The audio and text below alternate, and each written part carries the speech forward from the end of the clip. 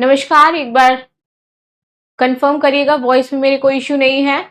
आज जो है वो हमारी यूपी पीसीएस की क्लास 7 होने वाली है, जिसमें हम लोग उत्तर प्रदेश के प्रमुख जो पर्यटन स्थल हैं इनके बारे में बातचीत करने वाले हैं। तो एक बार आप सभी जल्दी से आ जाएं, सेशन को ज्वाइन कर लें एंड देन फिर हम इस क्लास को शुरू कर लेंगे। ठीक है, और आज देखिए आपको ऑलरेडी बता दिया गया है कि अगर आपको कोई भी पीडीएफ चाहिए या इससे रिलेटेड जो भी इंफॉर्मेशन चाहिए तो यहाँ पे आपके पास कैरलविल का जो टेलीग्राम ऐप है वो ज्वाइन करने का लिंक है, तो आप टेलीग्राम ज्वाइन कर सकते हैं और जो भी आपको पीडीएफ चाहिए होगा मेरी क्लास से रिलेटेड या अदर क्लास के रिलेटेड आपको यहाँ पर मिल जाएगा। ठीक है, तो चलिए अब क्लास शुरू कर लेते हैं। और आज हम बात करने वाले हैं उत्तर प्रदेश के प्रमुख पर्यटन स्थल के बारे में, क्योंकि ये भी आपका बहुत ही ज्यादा इंपॉर्टेंट हो जाता है। साथ ही साथ उत्तर प्रदेश जो राज्य है वो पर्यटन से संबंधित आपकी कुछ योजनाएं भी चला रहा है, आपके कुछ सर्किट्स भी डेवलप किए जा रहे हैं, जैसे बौद्ध सर्किट डेवलप किया जा रहा है, जैन सर्किट डेवलप किया जा रहा है, राम सर्किट डेवलप किया जा रहा है। साथ ही साथ अभी कुछ दिन पहले क्या हुआ था, सरकार ने बोला आप लोग डेस्टिनेशन वेडिंग करते हो, जा करके फॉरेन जाते हो तो एक काम करो, हम यूपी में ही डेस्टिनेशन वेडिंग के प्लेसेस को डेवलप करते हैं। तो अयोध्या डेस्टिनेशन वेडिंग के रूप में डेवलप किया जा रहा है, बनारस की बात करें डेस्टिनेशन वेडिंग के रूप में डेवलप किया जा रहा है। तो इस तरीके से यूपी में आपके डेस्टिनेशन वेडिंग को लेकर के डेवलपमेंट चल रहा है, यानी कि ऑल ओवर यूपी क्या चाहता है कि वहां पर ज्यादा से ज्यादा टूरिस्ट आए। अभी राम मंदिर देखो, सिर्फ नेशनली ही नहीं इंटरनेशनली भी बहुत ज्यादा टूरिस्ट का एक हॉटस्पॉट बना हुआ है। कैसे कि बहुत सारे फॉरेनर्स अब आते हैं राम मंदिर देखने के लिए। पहले क्या कभी कोई इस तरीके से अयोध्या जाता था? नहीं, लेकिन अब क्या बहुत अलग लेवल पर अयोध्या को डेवलप कर लिया गया है। बड़े बड़े जितने भी आप देखो नेता, राजनेता, बॉलीवुड स्टार, सबके वहां पे होटल्स आपको देखने को मिल जाएंगे, जमीनें देखने को मिल जाए, क्योंकि वो क्या हॉटस्पॉट है एक तरीके का। प्रयागराज संगम की बात की जाए, इंटरनेशनली लोग आए संगम में हमारी संस्कृति को देखने के लिए, तो वो क्या है, एक इनहेंसमेंट किया जा रहा है, एक तरीके से उत्तर प्रदेश का विकास, प्रचार और प्रसार किया जा रहा है। और पर्यटन से किसी भी देश की इकोनॉमी, चाहे वो स्टेट इकोनॉमी की बात करें चाहे पूरे इंडियन इकोनॉमी की बात करें, बहुत ही ज्यादा हेल्प मिलती है। हम थाईलैंड को देखते हैं, थाईलैंड में क्या है, सेक्स टूरिज्म है, थाईलैंड में डेवलप किया जा रहा है। सिंगापुर की बात करते हैं, लोग देखने जाते हैं। जापान की बात करते हैं, जापान क्या है, वो अब वहां पर अपने यहाँ पे टूरिज्म जो है सेक्स टूरिज्म वो डेवलप कर रहा है। तो ये कुछ देश हैं जो किसी स्पेसिफिक टूरिज्म के नाम पर अपनी जो इकोनॉमी है वो चला रहे हैं। थाईलैंड की बात कर लीजिए आप, बैंकॉक की बात कर लीजिए आप, उनकी इकोनॉमी टूरिज्म पर ही चल रही है। सिंगापुर टूरिज्म पर चल रही, दुबई की बात करिए आप, बहुत बड़े लेवल पर टूरिस्ट जाते हैं दुबई, सपना है लोगों का दुबई घूमने जाना है। ठीक है, तो इस तरीके से कुछ देश हैं जिनकी मोस्ट ऑफ द इकोनॉमी किस पे डिपेंड करती है, टूरिज्म पर ही डिपेंड करती है। और टूरिज्म इज द सोर्स जिससे हम अपने यहाँ के राजस्व को बढ़ा सकते हैं, राइट। तो इसीलिए बहुत सारी योजनाएं इस पर चलाई जाती हैं। आ जाते हैं उत्तर प्रदेश में पर्यटन, इससे संबंधित मुद्दे क्या हो जाते हैं और इसकी संभावनाएं क्या हैं, इन सारी चीजों पर हम यहाँ पर बातचीत करने वाले हैं। तो चलिए आगे बढ़ेंगे और देखेंगे भाई सबसे पहले क्या आ जाता है हमारा। तो चलिए, जैसे मैंने बताया था अयोध्या राम मंदिर, तो ये तो आपको देखने को मिलेगा ही मिलेगा। चलिए, तो भारत में जो पर्यटन है वो केवल आर्थिक गतिविधि नहीं है, बल्कि अगर देखा जाए तो इंडिया में जो मोस्टली पर्यटन है वो कैसा पर्यटन है, वो है आपका सांस्कृतिक आदान प्रदान का पर्यटन। हमारे यहाँ पे धार्मिक प्लेसेस ज्यादा हैं। अगर आप देखो तो हम कहाँ जाते हैं घूमने के नाम पे, हम चलो हिली एरियाज तो हैं बट उसको इतना ज्यादा अगर देखा जाए तो वहां पे बहुत ज्यादा फैमिलीज वगैरह नहीं जाती, लेकिन जनरली जो फैमिलीज घूमने का प्लान बनाती है वो कहां बनाती है कि भैया हमें वैष्णो देवी जाना है। अभी हमने देखा वैष्णो देवी में लैंडस्लाइड हुई और अभी तक का जो आंकड़ा है कि 33 लोगों की डेथ हो गई उसमें। ठीक, हम जाते हैं घूमने तो कहां जाएंगे, वैष्णो देवी के अलावा कहीं गए तो हम बालाजी चले गए, या फिर हम देखो को राम मंदिर चले गए, अयोध्या चले गए, बनारस चले गए। तो यहाँ पर हमारा जो टूरिज्म है एक तरीके से सांस्कृतिक जो टूरिज्म है वो बहुत ज्यादा हावी है इन इंडिया। आप कहीं भी जाकर के देखिए तो ये जो मंदिर वाले प्लेसेस है वो हमारे इंडिया में ज्यादा देखने को मिलेंगे।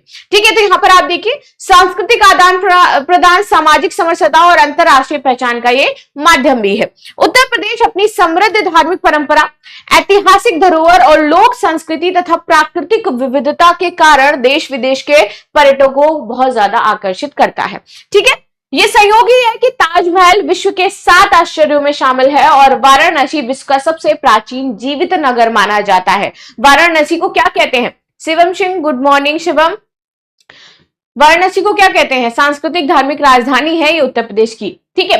इसके बावजूद आप देखोगे इसके पर्यटन क्षेत्र को अभी भी अपनी पूरी क्षमता जो है वो विकसित नहीं कर पाया, पूरी क्षमता का जो उपयोग है अभी तक यहाँ पर नहीं हो पाया है, ठीक है। और वाराणसी को बहुत अच्छी तरीके से अब डेवलप किया जा रहा है, जैसे मैंने बताया कि डेस्टिनेशन वेडिंग के तौर पर डेवलप किया जा रहा है, अयोध्या को डेस्टिनेशन वेडिंग के तौर पर डेवलप किया जा रहा है, गंगा घाट के किनारे अब शादियां हो रही हैं आपकी, ठीक है। वीरेंद्र, गुड मॉर्निंग वीरेंद्र, ठीक। तो इस तरीके से ताजमहल हमने देख लिया कि भाई बहुत इंपॉर्टेंट हो जाता है, विश्व के 7 आश्चर्यों में से एक आ जाता है, और उसमें भी सबसे बड़ी चीज वो हमारा यूपी में स्थित हो जाता है, तो उसे भी देखने लोग आते हैं।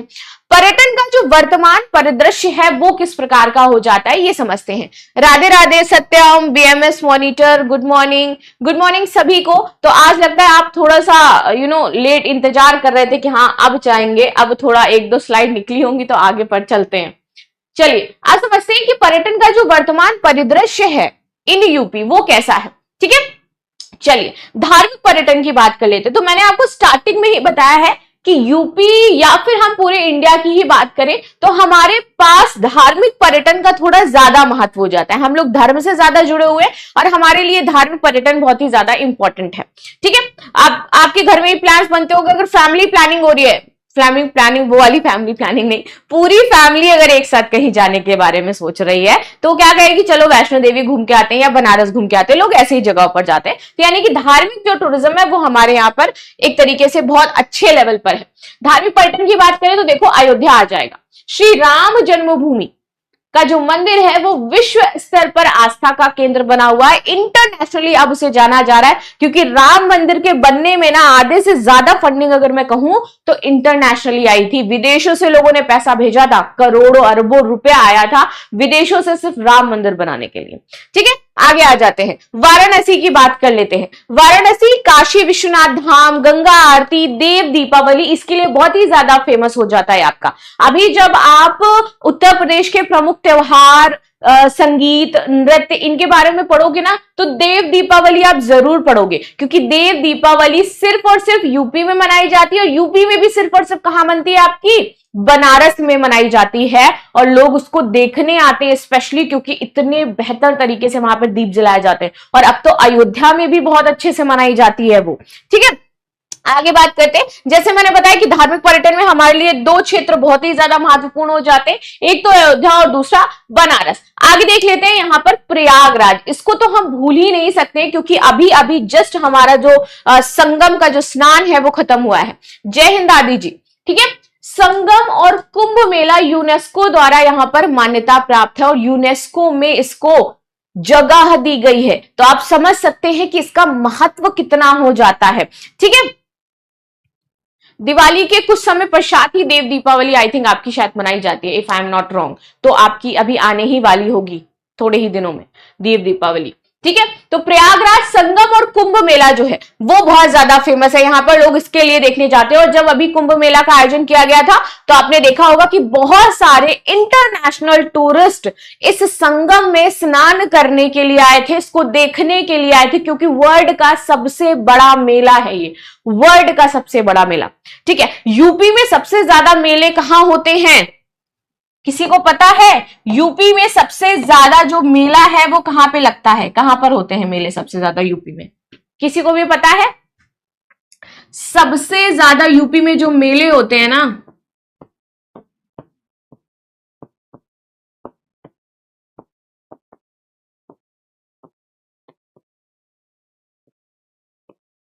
वो आपके मथुरा में होते हैं, लगभग 86 के आसपास, हाँ 83-86 के आसपास होते हैं। मैम पीएनजी नहीं मिल रही अभी। देखो ऊपर आप लोगों को जैसे ही चैट बॉक्स ओपन की होगी अभी आपने, तो ऊपर एक टैग होगा, एग्जैक्टली शिवम सिंह मथुरा में होते हैं, तो उसमें लिखा होगा कि आप व्हाट्सएप चैनल ज्वाइन कर सकते हो कैरियरविल का, आप टेलीग्राम चैनल ज्वाइन कर सकते हो, वहां पर आपको ये जो पीडीएफ्स है वो मिल जाएंगी, ठीक है। पीडीएफ से रिलेटेड अब कोई दिक्कत नहीं आएगी। नहीं, प्रयागराज में नहीं होते हैं, मथुरा में होते हैं, और मथुरा के बाद कानपुर में होता है। मथुरा के बाद सेकंड प्लेस हो जाता है वो कानपुर का हो जाता है, शायद 90-80 हो जाते हैं, 90 कह रही हूं, कानपुर में होता है, जो कि 80 मेले आसपास आपके आयोजित किए जाते हैं। इसमें आपका 83 से 86 के आसपास है जो मथुरा में आपके मेलों का आयोजन किया जाता है, ठीक है। चलिए आगे बात कर लेते हैं, ये तो हमने देख लिया। अब नेक्स्ट देखते हैं हम आगे नेक्स्ट हमारे पास अब कौन सा प्लेस हो जाता है, क्योंकि संगम तो भैया बहुत ही ज्यादा इंपॉर्टेंट है और इस बार संगम में जो स्टैम्पर्ड हुआ था बहुत सारे लोगों की यहां पर जाने गई थी। ठीक है, आगे आ जाते हैं मथुरा और वृंदावन। ये बहुत ही इंपॉर्टेंट प्लेस हो जाता है, ठीक है, क्योंकि कृष्ण की जन्मभूमि हो जाता है और अभी तो जन्माष्टमी मनाई ही गई है, तो वहां पर आप देखिए कि जन्माष्टमी और होली का विश्व प्रसिद्ध त्योहार होता है। इसमें भी आपके बड़े बड़े जो विदेशी पर्यटक हैं वो यहाँ पर भाग लेने के लिए आते हैं, वो होली देखने के लिए आते हैं कि भैया मथुरा की होली कैसी होती है, ब्रज की होली कैसी होती है। तो ये इसके लिए बहुत ही ज्यादा इंपॉर्टेंट हो जाता है। जन्माष्टमी और होली का ये विश्व प्रसिद्ध आयोजन होता है और ये टूरिज्म को बढ़ावा देता है इन यूपी, क्योंकि इसमें इंटरनेशनल लोग देखने के लिए आते हैं कि भैया कैसी होली होती है यहाँ पे। ठीक, आगे आ जाते हैं, नेक्स्ट बात कर लेते हैं। इसके बाद कौन सा प्लेस बहुत ही ज्यादा इंपॉर्टेंट हो जाता है, तो आप देखो विंध्याचल, चित्रकूट तो आपने सुना ही है नाम, ठीक है। यहां पर विंध्याचल, नैमिषारण्य, चित्रकूट देवी और रामायण परंपरा के प्रमुख स्थल माने जाते हैं। चित्रकूट का नाम हम रामायण में भी सुनते हैं, माता सीता आई थी, ठीक है, राम जी के पैरों के निशान जो हमें कहीं कहीं देखने को मिलते हैं, लक्ष्मण की कुछ कहानियां हमें देखने को मिलती हैं। R K Shah good morning, R K Rahul Sapna good morning, ठीक है। तो इसलिए बहुत ही ज्यादा इंपॉर्टेंट प्लेस हो जाता है, तो यूपी टूरिज्म में ये बहुत बड़ी भूमिका निभा रहा है प्लेस, ठीक है। आगे आ जाते हैं, अब हमने बात करनी है ऐतिहासिक और सांस्कृतिक पर्यटन की। अभी तक हमने कौन से पर्यटन की बात करी थी, धार्मिक पर्यटन यूपी में कौन कौन से हो जाते हैं, तो धार्मिक पर्यटन की बात करें यूपी में कौन कौन से हैं, तो प्रयागराज का नाम आपने सुना, विंध्याचल, नैमिषारण्य, चित्रकूट देख लिया, मथुरा वृंदावन देख लिया, और कौन सा था, बनारस देख लिया आपने, और कौन सा क्षेत्र था, ठीक है। बस इतने ही थे जो हमने अभी तक देखे। हाँ, टाइम आपका चेंज होकर के अभी 11 बजे हुआ है और अब ना टाइम आपका शायद शिफ्ट होगा इवनिंग के टाइम। तो मैं वो पहले ही बता दूं कि इस वीक हमारी जो क्लासेस है वो 11 बजे के आसपास होंगी, क्योंकि मॉर्निंग में एक्चुअली एक साथ 3-4 क्लासेस होती थी, तो बच्चे सब ज्वाइन नहीं कर पाते थे, बच्चे बढ़ जाते थे, क्योंकि उनको वो बैचेस भी ज्वाइन करने होते थे, ये बैचेस भी ज्वाइन करने थे, तो बैच की प्रॉब्लम आ रही थी क्लासेस में, तो इसलिए टाइम को फिलहाल अभी 11 बजे किया गया है, ठीक है। मोस्ट प्रोबेबली ये आपका शिफ्ट होकर के नेक्स्ट वीक से 4 बजे हो जाएगा। नेक्स्ट वीक से जो आपकी क्लासेस हुआ करेंगी वो 4 बजे इवनिंग में हुआ करेंगी, और जो करंट की क्लास होगी, पूरे दिन का जो करंट होगा वो भी मैं इवनिंग में आपका लगभग 6-6:30 बजे करवाया करूंगी लाइव, ताकि एक दिन का पूरा न्यूज भी आपको पता चल जाए, प्लस आपका जो ये वाला सेगमेंट हो जाता है यूपी से रिलेटेड, वो भी इवनिंग में 4 बजे क्लासेस फ्री रहोगे आप सभी, तो आप सभी आ सकते हो, राइट।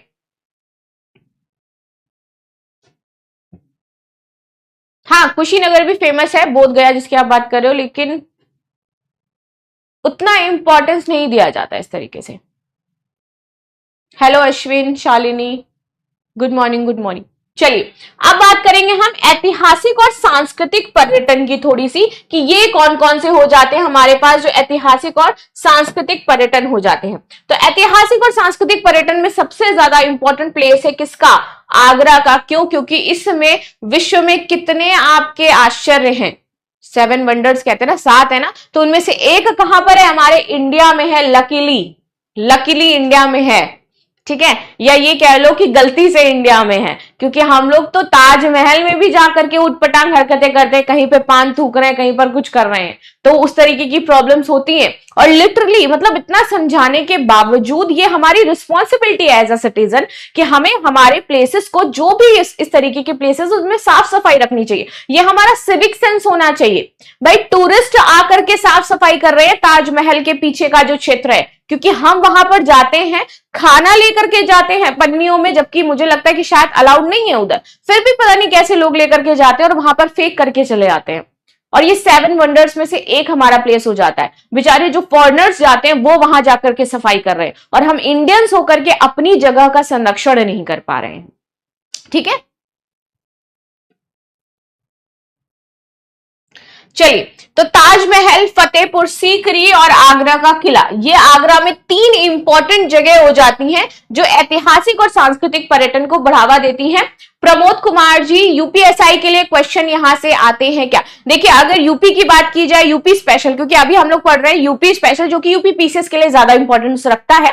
बट अगर आप इसमें से देख रहे हो कुछ कुछ चीजें, अगर त्योहार और मेले की बात करें तो वहां से आपका पूछ सकता है टाइगर रिजर्व वगैरह, जो मैंने आपके पढ़ाए, वन्य जीव अभ्यारण्य पढ़ाए, रामसर स्थल पढ़ाए हैं, वो पहले की वीडियो में मैं पढ़ा चुकी हूँ। वो सारी चीजें आपके लिए इंपॉर्टेंट है, वो आपके पूछ सकते हैं, आप उस वीडियो को देख सकते हो जाकर के, राइट। बाकी फॉर नॉलेज आप इस वीडियो को भी देख सकते हैं अगर आप देखना चाहें तो।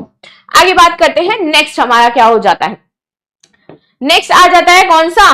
ये तो आगरा है, हमने देख लिया। एंड हमारा नवाबी शहर, जिसको हम क्या कहते हैं? लखनऊ। लखनऊ की नवाबी संस्कृति बहुत ही ज्यादा फेमस है, ठीक है। हम और आप करके बात करते हैं तो उनको लगता है कि हम पूरे समुदाय की बात कर रहे हैं, ठीक है। तो नवाबी संस्कृति है यहाँ पर। बड़ा छोटा इमामबाड़ा आपको देखने को मिलेगा, रूमी दरवाजा देखने को मिलेगा, और ये लखनऊ की विशेषता हो जाती है एक तरीके से, ठीक है। और यहाँ पर इसीलिए लोग जाते हैं। लखनऊ की बात करें, नवाबी संस्कृति, बड़ा छोटा इमामबाड़ा और रूमी दरवाजा हो जाता है यहाँ पर। नेक्स्ट बात कर लेते हैं, नेक्स्ट हमारा कौन सा है? झांसी। वेरी इंपॉर्टेंट अगेन, क्योंकि यहां पर क्या है? खूब लड़ी मर्दानी, वो तो झांसी वाली रानी थी, ठीक है। तो रानी लक्ष्मीबाई का किला यहां पर उपस्थित है।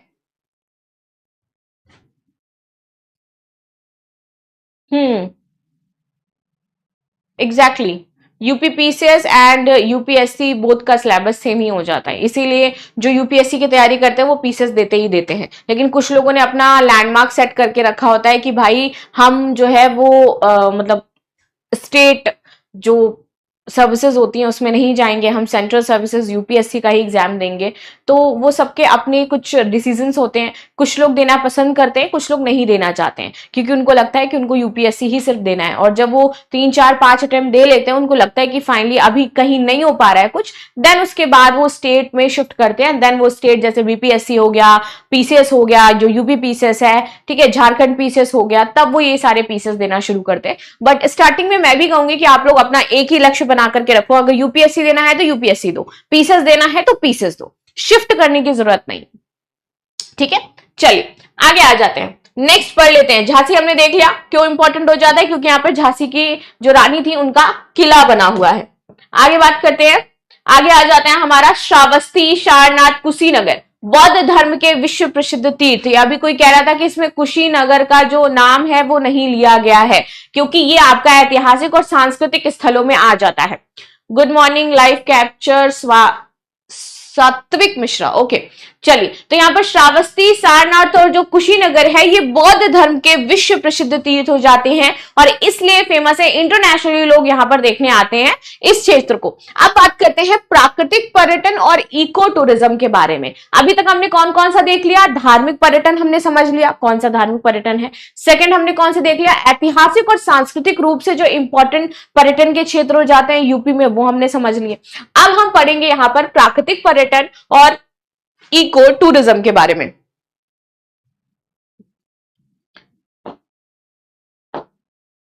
यहां पर सबसे इंपॉर्टेंट है दुधवा राष्ट्रीय उद्यान, जो कि आपका बाघ, गैंडा, प्रवासी पक्षियों का ठिकाना हो जाता है और लोग जनरली यहां पर विजिट करने के लिए जाते हैं। नेक्स्ट बात कर लेते हैं यहां पर कतरनिया घाट और चंद्रप्रभा अभयारण्य, अगेन वेरी इंपॉर्टेंट हो जाता है। ये आपका वन्य जीव और प्राकृतिक झरनों का सौंदर्य का स्थान हो जाता है और लोग इसको देखने के लिए जाते हैं। इसके बाद है आपका सोनभद्र, झरने और पहाड़ियां, जिसे ऊर्जा प्रदेश भी कहा जाता है, इंपॉर्टेंट है। सोनभद्र को हम एक निक नेम से भी जानते हैं, वो नेम क्या है? ऊर्जा प्रदेश कहा जाता है, क्योंकि यहाँ पर आपके झरने, पहाड़ियां और बहुत ज्यादा ग्रीनरी देखने को मिलती है, ठीक है। इसके बाद आ जाते हैं लोक सांस्कृतिक और कला। तो यहाँ पर लोक नाट्य की बात करें तो नौटंकी, रसिया, आल्हा और बिरहा, ये हमें चीजें देखने को मिलती हैं। ये भी बहुत ही ज्यादा इंपॉर्टेंट है, लोग इसमें सुनते हैं, देखते हैं और जो परफॉर्मेंस है वो सारी चीजें यहाँ पर आनंद उठाते हैं इसका। ये सारी जो चीजें लाइक आपके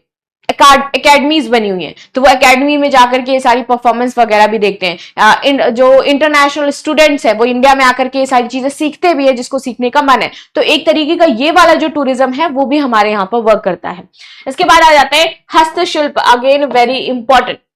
बनारसी साड़ी, लखनऊ की चिकनकारी, फिरोजाबाद का कांच का उद्योग बहुत ज्यादा फेमस है, इंटरनेशनली मार्केट लगाई जाती है इसकी। आप देखो कि बनारस में जाओगे तो हर जगह आपको बनारसी साड़ी के स्टॉल दिख जाएंगे। और जो टूरिस्ट से लोग आते हैं, लाइक टूरिस्ट से कह रहे लोग आते हैं, जो टूरिस्ट आते हैं आपके विदेशों से, उनको वो साड़ियां वो लोग बहुत महंगे महंगे दामों में देते हैं। 10-10, 15-15, 20-20 हजार की साड़ी देते हैं। जयपुर का एक केस आया था जहां पर उन्होंने एक नॉर्मल सा कोई पत्थर था, वो उस टूरिस्ट को 6 करोड़ में बेच दिया था, जिसकी कीमत 100-500 रुपए भी नहीं थी। और पता नहीं उसको क्या क्या बता करके वो पत्थर बेच दिया।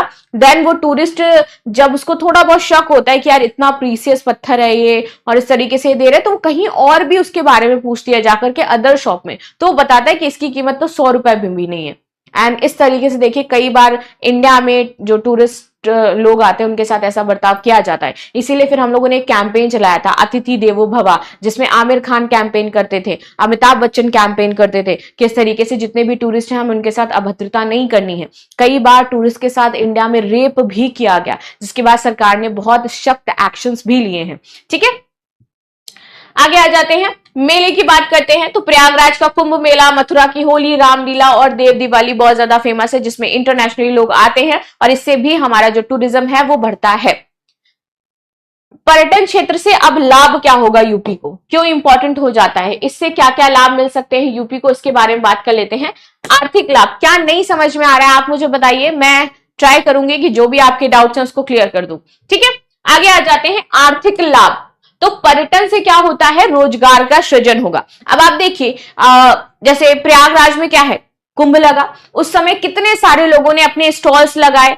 ठीक है, बहुत ज्यादा एक लड़का उसमें तो फेमस हुआ था जो दतून बेच रहा था। सबसे जीता जाता एग्जाम्पल, जो लिविंग एग्जाम्पल्स है वो आपको मैं बताऊंगी, जिससे आपको कनेक्ट कर पाओ कि हाँ वाकई ऐसा होता है। जो दतून बेच रहा था और बहुत ज्यादा फेमस हुआ था, क्यों फेमस हुआ था, क्योंकि उसने कह दिया था कि उसकी गर्लफ्रेंड ने बोला था दतून लेकर के चले जाओ, इसलिए वो इतना ज्यादा फेमस हो गया था। और वो बोला था कि मैं दिन का 40,000 रुपए कमा रहा हूं, जिसमें इन्वेस्टमेंट मेरा 0 है, क्योंकि आपको नीम, आप पता होगा ना कि दतून कैसे बनता है, जो नीम की टहनी होती है उसको तोड़ करके लाते हैं और लोग दतून की जो है वैसे यूज करते हैं ब्रश के तौर पर। ठीक है, तो इस तरीके से जब आपके बड़े बड़े आयोजन होंगे तो वहां पर क्या स्टॉल्स लगाए जाते हैं। अब वहां पे स्टॉल्स कई लोगों ने खरीदे भी थे, कुछ इस तरीके का बिजनेस भी कर रहे थे, कुछ चाय वगैरह के भी बिजनेस कर रहे थे, किनके पहले से होटल्स थे। तो क्या हुआ, वहां पे जब टूरिस्ट आए तो उनका इकोनॉमिक स्टैंडर्ड भी बढ़ा ना, लोगों को रोजगार भी मिला। अब आने जाने के लिए वहां पर गाड़ियां लगी थी, जो रिक्शा चालक थे, खाने की सामग्री, तो इन सभी लोगों को क्या मिला, लार्ज लेवल पर क्या मिलता है, उनको रोजगार मिलता है, और जिससे वहां की इकोनॉमी बेटर हुई और साथ ही साथ उनका खुद का जो लिविंग स्टैंडर्ड है वो भी बहुत ही ज्यादा बेहतर हुआ। ठीक, आगे आ जाते हैं, सांस्कृतिक पहचान की बात करते हैं। यूपी की संस्कृति और परंपराएं विश्व मंच पर स्थापित होती हैं। बनारस देख लीजिए, तो वहां पर लोग आते हैं, इंटरनेशनली जानते हैं बनारस क्या है। प्रयागराज ऑलरेडी बहुत ज्यादा आपका फेमस हो चुका है कुंभ की वजह से। तो यूपी की संस्कृति और परंपराएं विश्व मंच पर स्थापित है। नेक्स्ट बात कर लेते हैं, नेक्स्ट क्या है, सामाजिक एकता। विभिन्न धर्म और समुदाय के लोग एक मंच पर आते हैं। यहां पर विदेशी मुद्रा आय की बात करते हैं। यहां पर अंतरराष्ट्रीय पर्यटकों से राज्य की अर्थव्यवस्था को बहुत ही ज्यादा मजबूती मिलती है। क्यों इंपॉर्टेंट हो जाता है भैया, वो आएंगे तो ऑफकोर्स डॉलर चेंज कराते हैं आकर के, तो पैसा हमारे पास आता है, तो हमारी जो स्टेट इकोनॉमी है वो बूस्ट करती है। एक इंपॉर्टेंट फैक्ट मैंने यहां पर कवर किया है, इसको देख लीजिएगा। तो 27 सितंबर को हम क्या मनाते हैं, विश्व पर्यटन दिवस के रूप में मनाते हैं, जबकि राष्ट्रीय पर्यटन दिवस हर साल हमारे यहाँ पर 25 जनवरी को मनाया जाता है। भारत ने संयुक्त राष्ट्र विश्व पर्यटन संगठन द्वारा आयोजित विश्व पर्यटन दिवस 2019 की मेजबानी भी करी थी। ये एक एडिशनल चीज थी जो मैंने यहाँ पर आपकी ऐड कर दी है। उत्तर प्रदेश सरकार की कुछ प्रमुख आपकी पहले चल रही है इसको लेकर के, वो क्या हो जाती है चलिए समझ लेते हैं। एक है यूपी पर्यटन नीति 2018 और 22, जहां पर इन्होंने ये बताया कि किस तरीके से हम यूपी में टूरिज्म को डेवलप करेंगे और इसके लिए सरकार क्या क्या कार्य कर रही है, किस तरीके से इंफ्रास्ट्रक्चर को बिल्ड किया जाएगा, होटल्स वगैरह हैं वो कैसे डेवलप किए जाएंगे, और स्ट्रीट लाइट्स वगैरह जो आपके एरियाज बनाए जाते हैं। आप गंगा के किनारे देखो, आपके घाट डेवलप किए गए, वहां पे बेंचेस वगैरह लगाई गई हैं, कई आपके बड़े बड़े मॉल्स डेवलप किए जा रहे हैं जहां पर लोग आकर के बैठेंगे और जो पूरा आनंद इकोसिस्टम का बोलेंगे। ठीक है, थीम आधारित सर्किट्स यहाँ पर बनाए जा रहे हैं, जैसे कि बौद्ध सर्किट बनाया जा रहा है। आप किसी को कुशीनगर वाला एरिया घूमना है तो वहां पर उसके लिए बौद्ध सर्किट है, पूरा एक साथ वो घूम करके आ जाएगा। राम सर्किट बनाया जा रहा है, जैन सर्किट बनाया जा रहा है, कृष्ण सर्किट बनाया जा रहा है। तो सर्किट आधारित ये क्या बना रहे हैं, थीम बना रहे हैं। प्रसाद योजना यहाँ पर चलाई जा रही है। रात्रि में जंगल की सैर के लिए यहाँ पर सरकार जो व्यवस्था है वो कर रही है। ट्रेवल मार्ट में भागीदारी दिखा रही है और हेलीकॉप्टर टैक्सी वगैरह चला रही है, ताकि क्या कर सके, अपने यहाँ पे टूरिज्म को वो डेवलप कर सके।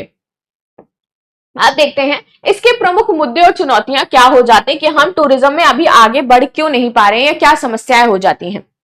ठीक है, तो देखिए अवसंरचना की कमी यहां पर है। हमारे पास क्या है, सड़क, रेल और एयर कनेक्टिविटी बहुत ही आसान नहीं है। असमानता देखने को मिलती है यहाँ पर कि कहीं पर एयर कनेक्टिविटी बहुत अच्छी है, कहीं पर रेल कनेक्टिविटी आपकी बहुत अच्छी है, और कहीं पर हम देखते हैं कि सड़क कनेक्टिविटी बहुत अच्छी है। तीनों कहीं पर भी अच्छी नहीं है। अयोध्या में तो आपका नया श्री राम एयरपोर्ट बनाया गया था, इंटरनेशनल एयरपोर्ट, बिकॉज कि वहां पर टूरिस्ट आते और वहां पर राम मंदिर भी था। तो अयोध्या में स्पेशली इसलिए बना, जेवर एयरपोर्ट हमारा बन रहा है। तो इस तरीके से धीरे धीरे अभी डेवलपमेंट किया जा रहा है। तो हमारे यहाँ पर जो कनेक्टिविटी है वो बहुत ही ज्यादा बेहतर नहीं है, अवसंरचना की कमी है। इसलिए कई बार यूपी टूरिज्म की अगर बात करें तो उसमें पीछे रह जाता है।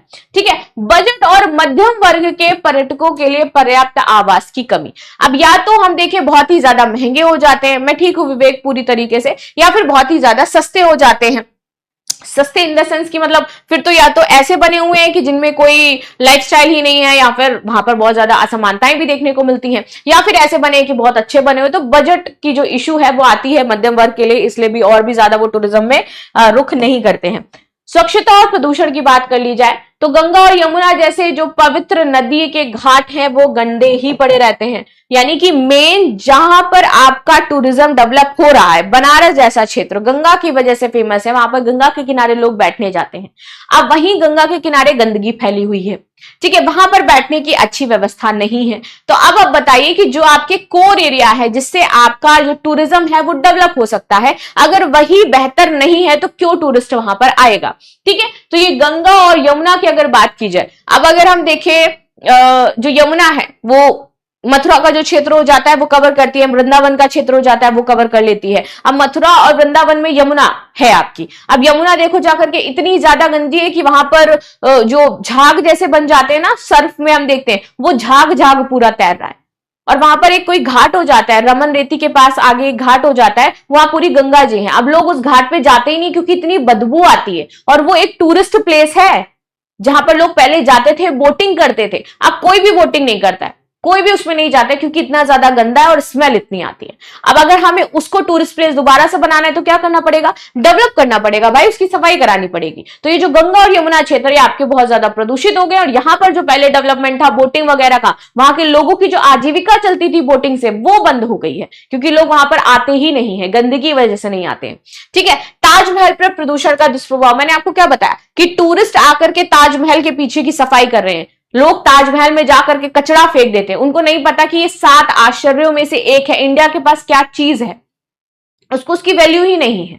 लोग जाएंगे वहां पर, कहीं कुछ थूक रहे हैं, कहीं पान मसाला खा करके डाल दे रहे हैं। तो ये हमारे सिविक सेंस है जो जीरो है, जिसको अभी हमें बढ़ाना है।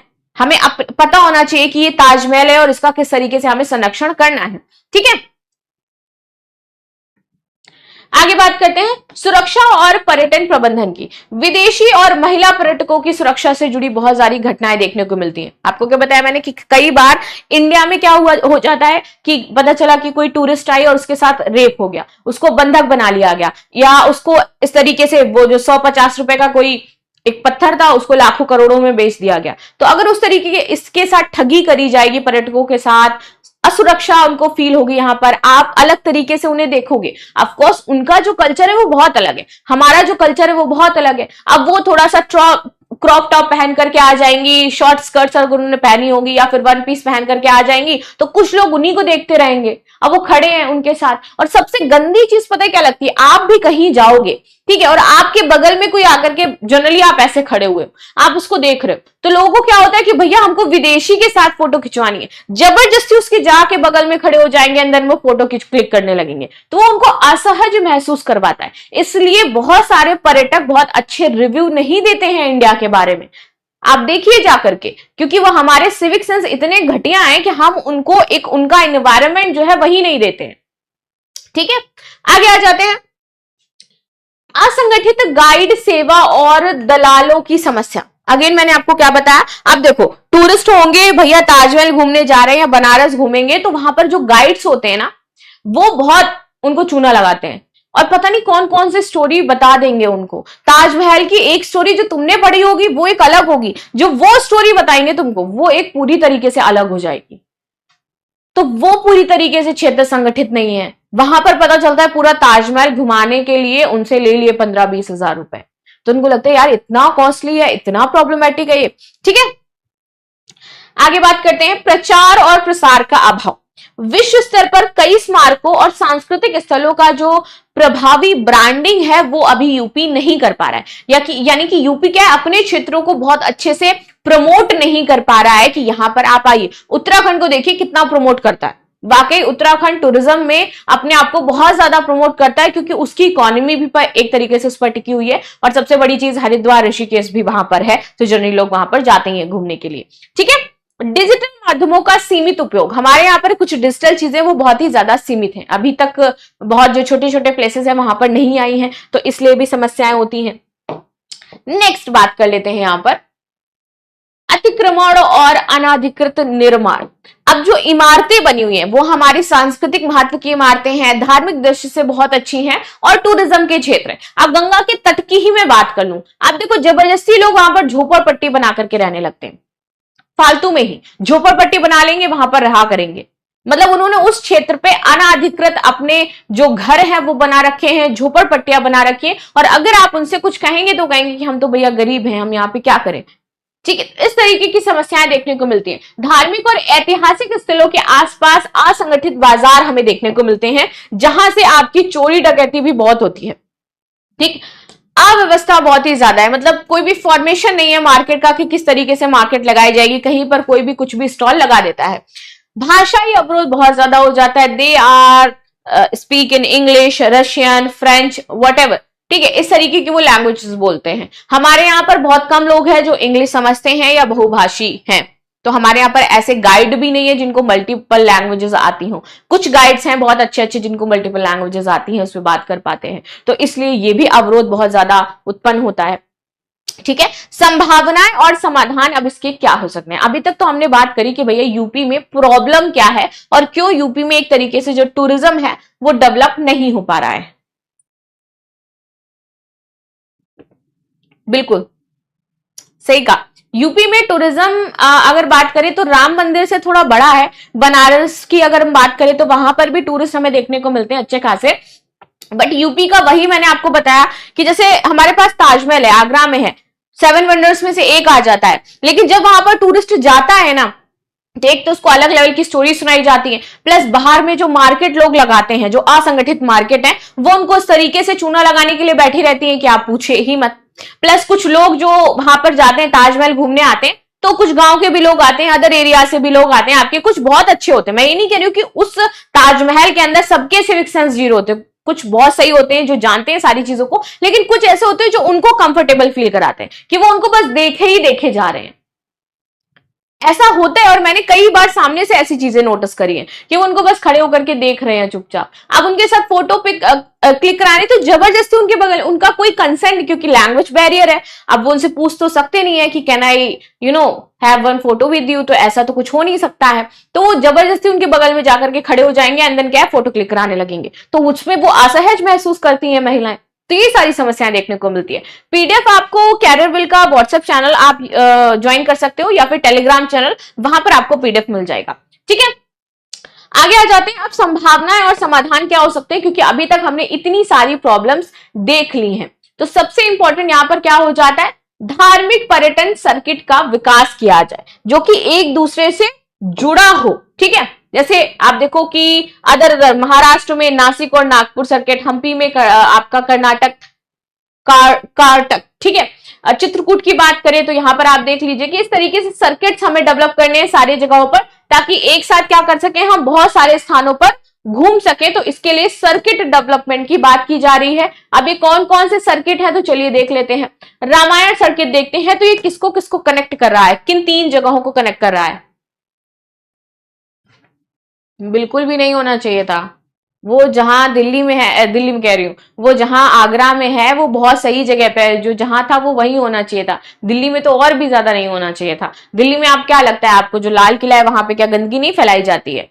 दिल्ली में जो पुराना किला है वहां पे गंदगी नहीं फैलाई जाती है। हुमायूं टॉम्ब आप देख लीजिए, वहां पर बेचारे गार्ड्स बैठे रहते हैं, तब भी कहीं ना कहीं वो रैपर पड़े हुए हमें दिखाई दे जाते हैं। लोग वहां पर गंदगी फैला रहे होते हैं। ठीक है, आगे बात करते हैं। रामायण सर्किट जानते हैं, जो सर्किट सब डेवलप किए जा रहे हैं, जिससे एक जगह पर आप जाओ और काफी जगह कनेक्टेड हो, उसको पूरा घूम करके आप आ जाओ। तो इसके तहत क्या डेवलप किया गया, रामायण सर्किट डेवलप किया गया। अब रामायण सर्किट में आपका अयोध्या, चित्रकूट और नैमिषारण्य एक साथ जुड़ा हुआ है, यानी कि आप अयोध्या जाओगे तो चित्रकूट और नैमिषारण्य घूमते हुए देन आप वापस आइए। इसके बाद कृष्ण सर्किट डेवलप किया जा रहा है, जिसमें आप मथुरा, वृंदावन, गोवर्धन और गोकुल को आपस में कनेक्ट किया जा रहा है। ठीक है, नेक्स्ट आ जाते हैं, नेक्स्ट बात कर लेते हैं और कौन कौन से सर्किट हो जाते हैं यूपी में। अब देखिए बात करेंगे बौद्ध सर्किट की। बौद्ध सर्किट में क्या है, तो कपिलवस्तु महात्मा बुद्ध का बाल्यकाल का जो स्थल रहा है पूरी तरीके से, श्रावस्ती और अतरंजी खेड़ा, एटा और संकिसा, इसको आपस में जोड़ा जा रहा है। यहाँ पर फरुखाबाद, कौशाम्बी, सारनाथ, वाराणसी, कुशीनगर, महापरिनिर्वाण स्थल जो उनका था, और देवदह, महाराजगंज, इनको आपस में बौद्ध सर्किट के तहत जोड़ा जाएगा कि पूरा आपका कवर कर लिया जाए। प्रमोद, जैसे मैंने आपको ऑलरेडी बताया कि आप नृत्य वाला जो अभी मैंने आपका कवर किया है वीडियो, उसको देख सकते हो, वन्य जीव अभ्यारण्य वाले देख सकते हो जाकर के, रामसर स्थल वाले देख सकते हो जाकर के, नृत्य वाले जो वीडियो, संगीत वाले जो वीडियो वो आप देख सकते हो जाकर के। ये सारी चीजें मैंने आपकी कवर करी है ओल्ड वीडियोस में, और ये भी आपके लिए इंपॉर्टेंट हो जाता है। नदियों वाला जो वीडियो है वो देख सकते हो जाकर के, क्योंकि वहां पर कई बार नदी से रिलेटेड आपके प्रश्न पूछे ही जाते हैं। ठीक है, आगे बात करते हैं। नेक्स्ट हमारा क्या हो जाता है, कौन सा सर्किट हो जाता है भैया, क्योंकि बौद्ध तो हमने समझ लिया। अब इसके बाद आ जाता है आपका बुंदेलखंड सर्किट। ठीक है, ये बहुत ही ज्यादा इंपॉर्टेंट है बुंदेलखंड सर्किट। इसमें आपका चरखारी महोबा, चित्रकूट, कालिंजर, बांदा, झांसी, ललितपुर, देवगढ़, बांदा, हमीरपुर और आपके जौलौन को एक साथ मर्ज किया जा रहा है, ताकि पूरा आप ये जो बुंदेलखंड सर्किट है इसको घूम सके। वन्य जीव और पारिस्थितिकी पर्यटन सर्किट, जहां पर आपके वन्य जीव अभ्यारण्य आपस में जुड़े होंगे, पारिस्थितिकी तंत्र इकोसिस्टम से जुड़े हुए जो पर्यटन है वो आपके एक साथ कनेक्ट कर दिए जाएंगे। इसमें आपका दुधवा राष्ट्रीय उद्यान आ जाता है, पीलीभीत टाइगर रिजर्व आ जाता है, बखीरा अभ्यारण्य आ जाता है, चंद्रप्रभा वन्यजीव अभ्यारण्य आ जाता है, हस्तिनापुर वन्यजीव अभ्यारण्य आ जाता है। ये जितने भी वन्यजीव अभ्यारण्य हैं, इस तरीके से इनको एक साथ आपका क्या किया जा रहा है, सर्किट के थ्रू ज्वाइन किया जा रहा है, ताकि आप पूरा एक बार में उसको घूम पाए। इको टूरिज्म बोर्ड द्वारा नामित अन्य वन्यजीव अभ्यारण्य और राष्ट्रीय उद्यान इसके तहत आपके कनेक्ट किए जाएंगे। ठीक है, हेरिटेज आर्क संबंधित आकर्षण, जैसे कि आगरा की बात करें तो आगरा में Fatehpur Sikri, Chambal sanctuary, Barsana, Bateshwar, Etawah lion safari, Gokul, Nandgaon, Mathura, Vrindavan, ये आपके हेरिटेज आर्क में आ जाते हैं। इनको भी एक साथ आपका कवर किया जाएगा इसके तहत। वहीं आप देखिए लखनऊ की बात कर लेते हैं, तो जहां पर आप लखनऊ, अयोध्या, बिठूर, देवश्री, दुधवा, कतरनिया घाट, वन्यजीव पर्यवेक्षक, नैमिषारण्य, नवाबगंज पक्षी अभ्यारण्य, ये एक साथ घूम पाओगे। इसके बाद बनारस की बात कर लेते हैं, तो यहां पर क्या है आपका वाराणसी, सारनाथ, विंध्याचल, सोनभद्र, चुनार, कुशीनगर, कपिलवस्तु और श्रावस्ती, इसको कनेक्ट किया जाएगा, ताकि आप इस क्षेत्र को एक साथ यहां पर देख पाए और उसको एक्सप्लोर कर पाए। ठीक है, अब आ जाते हैं अंतरराष्ट्रीय स्तर की अवसंरचना क्या यूपी में डेवलप की जा रही है, कैसे कैसे डेवलप हो रही है। तो सबसे इंपॉर्टेंट है कि भैया कनेक्टिविटी होनी चाहिए, क्योंकि हमने देखा कि अवसंरचना का विकास नहीं है, इसलिए उस जगह पर लोग नहीं पहुंच पाते। और इंटरनेशनल अगर टूरिस्ट आएगा तो उसको क्या चाहिए, एयरपोर्ट वहां पर होना चाहिए।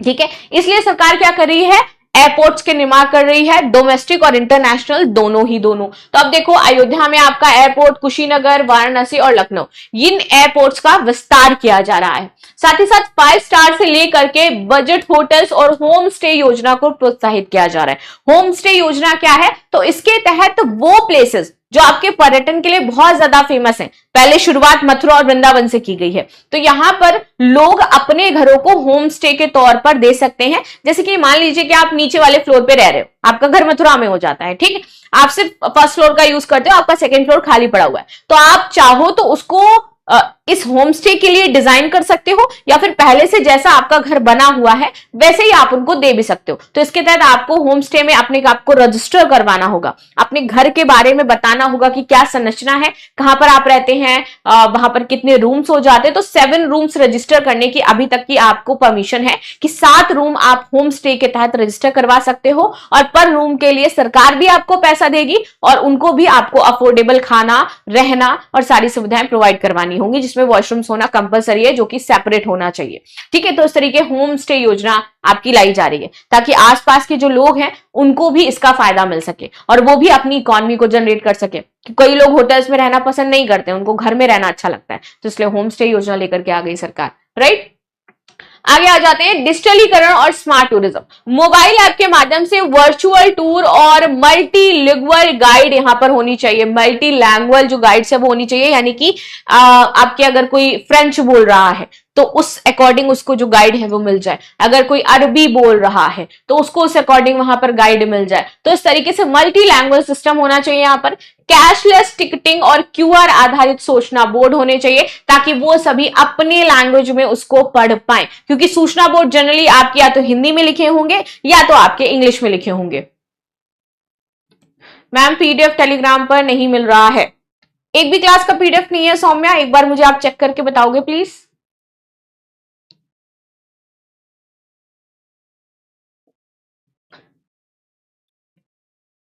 ओके ठीक है, तो मैं अभी देखती हूं आज जाकर के कि पीडीएफ कहां पे स्पेशली ये वाले पीडीएफ आपके अपलोड किए गए हैं ताकि आप लोगों को मिल पाए, राइट। ठीक है Saumya, thank you so much. मैं अभी देखूंगी जाकर के, जैसे ही क्लास एंड होती होगी अभी होगी ना आपकी, उसके बाद जाकर के मैं ये पता करूंगी सबसे कि भैया कहां पर ये पीडीएफ आप लोग डाल रहे हो जो बच्चों को नहीं मिल पा रहे, क्योंकि आप लोगों को प्रॉब्लम हो रही है तो मुझे भी ऑफकोर्स प्रॉब्लम हो रही है, क्योंकि आप लोग 3 दिन से कह रहे हो। I am really very sorry कि क्लास के पीडीएफ का जो सिस्टम है वो नहीं बन पा रहा है। बॉबी मेरी क्लास शुरू होती है 11 बजे, अभी 2-3 दिन 11 बजे ही चलेगी क्लास। इसके बाद ये जो क्लास है वो आपकी शिफ्ट हो जाएगी इन दी इवनिंग, देन ये क्लास हमारी इवनिंग में चलेगी 4 बजे के आसपास से, ठीक है। वो जैसा भी होगा, जो भी होगा वो मैं आपको इन्फॉर्म कर दूंगी, तो इसके लिए आप लोग परेशान बिल्कुल मत होइए। चलिए आइए आ जाते हैं सुरक्षा और स्वच्छता सुधार, ये बहुत ही ज्यादा इंपॉर्टेंट हो जाता है। यहाँ पर जो जितने भी महिला पर्यटक हैं, अब हमारे यहाँ पे कल्चर नहीं है कि महिलाएं अकेले घूमने जाकर के, लेकिन अब धीरे धीरे डेवलप हो रहा है। लेकिन आप देखो जो टूरिस्ट आते हैं फॉरेनर्स, उसमें महिलाओं के ग्रुप आते हैं एक साथ, तो कई बार महिलाएं अकेले भी आती हैं। तो अब देखिए सुरक्षा और स्वच्छता सुधार होना बहुत ज्यादा जरूरी है। पर्यटक पुलिस बल ये होना चाहिए आपका, और महिला सुरक्षा हेल्पलाइन आपकी हर जगह होनी चाहिए। टूरिस्ट के लिए एक अलग से आपको महिला सुरक्षा जो हेल्पलाइन है वो रखनी है, बिकॉज मल्टी लैंग्वेज होगी तभी समझ में आएगी आपको। पता चला वो उधर से पश्तो में बात कर रहा है, आपको पता ही नहीं चल रहा है वो क्या कह रही है महिला, आप उसकी उस सेंसिटिव सिचुएशन को भी नहीं समझ पाओगे कि वो कितने ज्यादा डेंजर में है, और उस टाइम वो जो कह रही होगी पता नहीं चलेगा। तो वो मल्टी लैंग्वेज आपको ये महिला सुरक्षा हेल्पलाइन नंबर रखने पड़ेंगे, ताकि अगर कोई महिला ऐसी सिचुएशन में फंसती है तो उसको तुरंत हेल्प दिलवाई जा सके। तब तो हम अपने यहाँ की जो टूरिज्म है उसका बहुत अच्छे से एक्सप्लोर कर पाएंगे, वरना जो प्रॉब्लम अभी तक बनी है वो ऐसे ही बनी रहेंगी। स्वच्छ पर्यटन अभियान के तहत घाटों और स्मारकों की आप सफाई करवाइए, अभियान चलाइए। क्या फायदा, लेकिन अभियान तो बहुत ज्यादा चलाए जाते हैं। अभी सफाई जो गंगा का अभियान है वो चल ही रहा है, गंगा के जो तट है वो साफ किए जाते हैं, लेकिन वहीं फिर कुछ 4-5 लोग और जाते हैं जो उनको गंदा करके चले जाते हैं। तो ये हर एक नागरिक की रिस्पॉन्सिबिलिटी होनी चाहिए कि ये हमारा देश है, ये हमारा टूरिस्ट प्लेस है, हम इसको गंदा नहीं करेंगे। और इवन कई बार मैं देखती हूँ पेरेंट्स अपने बच्चों को भी ये चीज नहीं सिखाते हैं, जबकि आपको सिखाना चाहिए कि यहां पर ऐसे फैलाना नहीं है। जो भी आप खा रहे हो, चॉकलेट खा रहे हो या आइसक्रीम आपने खाई, भाई साइड में अपने साथ एक छोटी डस्टबिन रख लो, या तो बैग में अगर घूम रहे हो, नहीं तो साइड में पॉकेट्स होती हैं, आप वहां पर रख लीजिए, जहां पे आपको डस्टबिन दिखे वहां पे फेंक दीजिए। ये इतना सिंपल है, लेकिन लोगों को समझ में नहीं आता है, फिर भी वो जानबूझ करके खाएंगे और वहीं फेंक देंगे जाकर के। मैं जनरली बताऊं, कहीं भी जाती हूं मैं कूड़ा अपने घर आकर के डालती हूँ, मैं कूड़ा अपने बैग में साइड में रखी रहती हूँ, सच में। मैं कहीं भी, या फिर अगर मुझे डस्टबिन दिख गई तो मैं वहां पर फेंक दूंगी, बट कभी भी ऐसा नहीं होता मैं सड़क में कोई कूड़ा डालूंगी। और मैं देखती हूँ कि लोग ऐसे सड़क में कुछ भी फेंकते हुए चले जा रहे हैं, तो हम अपना ही देश तो गंदा कर रहे हैं ना। चलिए, स्थानीय कला व उत्पादों का वैश्विक ब्रांडिंग, जैसे बनारसी साड़ी हो गई, लखनऊ की चिकनकारी है, ये हम लोग जानते हैं ना, लेकिन इंटरनेशनली अभी ये बहुत ज्यादा फेमस नहीं है, तो हमें क्या करना है, इसकी इंटरनेशनल ब्रांडिंग करानी है, ताकि ये जो लखनऊ की चिकनकारी करने वाले छोटे छोटे आपके काश्तकार हैं या छोटे छोटे बुनाईकार हैं, उनको फायदा मिल सके, क्योंकि ये तो बहुत सस्ते में बेचारे काम करते हैं, लेकिन ये लोग जब इसको शॉप पे लेके आते तो बहुत महंगे में बेचते हैं। ठीक है, तो बनारसी साड़ी, लखनऊ की चिकनकारी, मुरादाबाद का जो पीतल उद्योग है, सहारनपुर की जो लकड़ी की कारीगरी है, बहुत ही ज्यादा फेमस है लकड़ी की कारीगरी सहारनपुर की, इनको आप इंटरनेशनल ब्रांडिंग करिए इनकी, ताकि जो इनके निर्माता है ना, उनको भी फायदा मिल सके। Very good Rahul and Shivam. Next बात कर लेते हैं GI tag, again very important. जितने भी जीआई टैग है, अच्छा इस समय यूपी में कितने जीआई टैग हैं? सबसे ज्यादा जीआई टैग किस स्टेट के पास है और यूपी के पास कितने हैं? चलो जल्दी से बताओ, अरे गूगल ही करके बता दो, लेकिन बताओ तो सही। जीआई टैग वाले जो भी उत्पाद हैं, इनमें स्मारक के रूप में इनको प्रमोट किया जाए, एक तरीके से ये स्मारक है, इसकी तरीके इनको आप प्रमोट करोगे तो क्या होगा, ये और जल्दी प्रमोट होंगे। ठीक है, आगे आ जाते हैं इको टूरिज्म और ग्रामीण पर्यटन। बुंदेलखंड और तराई क्षेत्रों को ग्रामीण और साहसिक पर्यटन के रूप में विकसित करना जरूरी। एडवेंचर किसी को करना है तो चंबल चंबल के जो क्षेत्र है वहां पर भेज दो कि जाओ भैया आप लोग वहां पर जाओ। होम स्टे और एथनिक फूड टूरिज्म को हम लोग बढ़ावा दे सकते हैं। आपको पता है कि इस समय जो सिक्किम है वो क्यों बहुत ज्यादा फेमस है? सिक्किम क्यों बहुत ज्यादा फेमस है? सिक्किम में अब जितने भी फूड उगाए जा रहे हैं पूरी तरीके से ऑर्गेनिक है। ऑर्गेनिक टूरिज्म भी वहां पर डेवलप हुआ है, फूड ऑर्गेनिक टूरिज्म वहां पर डेवलप हुआ है। नहीं, यूपी के पास सबसे ज्यादा जीआई टैग है इस समय, सबसे ज्यादा जीआई टैग प्रेजेंट समय में यूपी के पास है, चाहो तो आप सर्च कर लो जाकर के। ठीक है, चलिए आगे बात कर लेते हैं। नेक्स्ट, हाँ यही तक था हमारा, आगे कुछ भी नहीं है। तो ये थी न्यूज आज हमारी पूरी, जो हमने डिस्कस करी कि भैया किस तरीके से हमें टूरिज्म को बढ़ावा देना है, कैसे हमें जो यूपी की इकोनॉमी है इसको बिल्ड करना है, क्योंकि बहुत ज्यादा जरूरी है। हम 1 ट्रिलियन इकोनॉमी बनाना चाहते हैं 2047 तक, यूपी को पूरी तरीके से विकसित राज्य बनाना चाहते हैं, इंफ्रास्ट्रक्चर लैस करना चाहते हैं इसमें, तो बहुत ही ज्यादा जरूरी है यूपी में टूरिज्म को बढ़ावा दिया जाए, और जो टूरिस्ट प्लेस हैं उनका संरक्षण भी किया जाए, क्योंकि अगर हम उनका संरक्षण नहीं करेंगे तो ये हमारे लिए हार्मफुल हो सकते हैं। ठीक है, तो अभी कल भी आपकी क्लास इसी टाइम होगी, जो इस टाइम 11 बजे आपकी क्लास हुई थी ना, कल भी आपकी क्लास 11 बजे ही होगी, तो परेशान नहीं होना है। 11 बजे आपकी क्लास होगी, आप सभी ज्वाइन करिएगा आकर के, और इसके बाद आपकी क्लास 4 बजे इवनिंग में हुआ करेगी।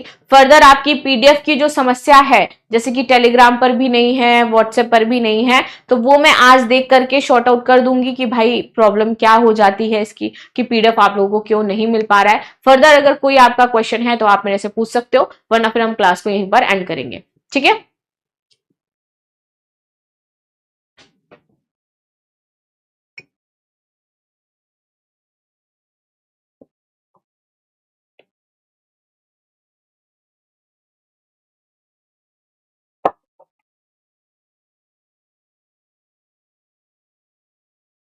Correct, live capture. सात्विक मिश्रा, आपने सही आंसर दिया, यूपी में 77 है। मैम 4 बजे के बाद टाइम चेंज मत करना। हाँ बिल्कुल भी नहीं चेंज होगा, पक्का पक्का पक्का, प्रॉमिस पक्का, पिंकी प्रॉमिस, नहीं चेंज होगा टाइम, 4 बजे का 4 बजे ही रहेगा आपका। गुड, टेलीग्राम लिंक कहाँ मिलेगा? आप लोगों के इस चैट बोर्ड में ऊपर कुछ आ रहा है क्या, कैरियर विल की तरफ से लिख करके येलो येलो बॉक्स में, aspirants for fast updates, WhatsApp, और व्हाट्सएप का लिंक होगा, टेलीग्राम, एंड देन टेलीग्राम का आगे लिंक होगा, तो उसको आप ज्वाइन कर सकते हो जाकर के। दिख रहा है आपको लिंक? अभी शिवम मिला या नहीं मिला? जस्ट आपके चैट बोर्ड के ऊपर ही लिंक है, उस लिंक में आपका व्हाट्सएप का भी है, जो व्हाट्सएप चैनल है कैरियर विल का, और टेलीग्राम लिंक भी है, उसको आप ज्वाइन कर लीजिए जाकर के, वहां पे पीडीएफ आपको मिल जाएंगी, और मे बी मोस्टली पीडीएफ आपको डिस्क्रिप्शन में भी मिल जाती है। नहीं है? एक सेकेंड में चेक करती हूं।